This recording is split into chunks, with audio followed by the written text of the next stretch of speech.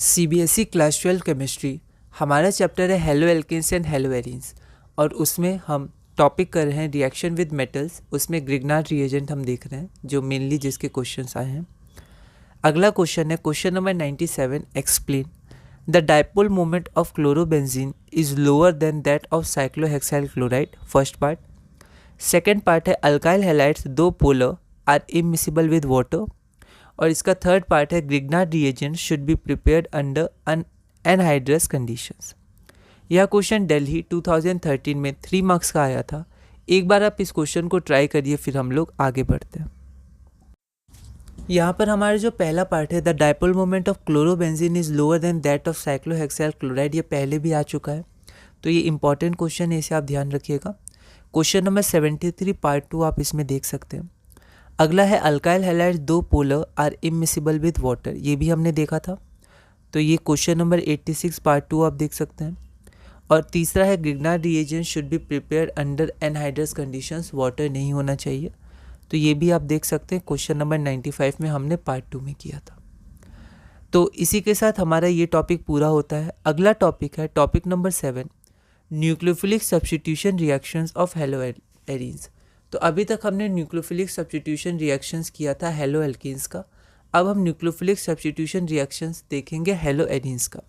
इसके जो basic question थे कि न्यूक्लियोफिलिक सब्स्टिट्यूशन क्यों ड्रास्टिक कंडीशन में होता है या फिर हेलो एरीन्स में क्यों नहीं उतना फास्ट होता है हेलो एल्केन्स की तरह, ये सब बेसिक क्वेश्चंस हमने पहले ही देख लिए थे, ठीक है। अगला क्वेश्चन है क्वेश्चन नंबर 98।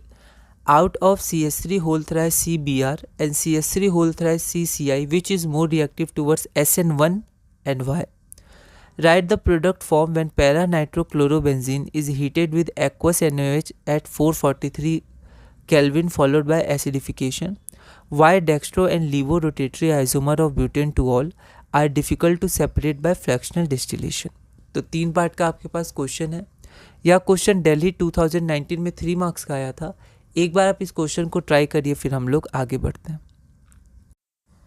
यहाँ पर हमारा जो पहला पार्ट है, यहाँ पर हम देख सकते हैं कि अल्काइल ग्रुप हमारा कॉमन है, ठीक है।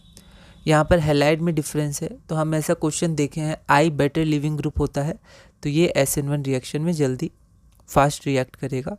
तो I is better leaving group, मैंने डॉट डॉट लगा दिया है, आप अपने हिसाब से लैंग्वेज में इसको लिख सकते हैं, ऐसे क्वेश्चन हमने किए हैं।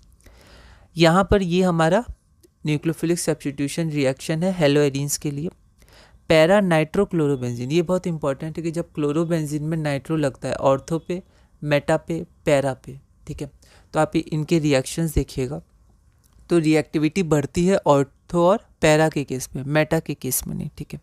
पर यहाँ डायरेक्ट प्रोडक्ट पूछा है।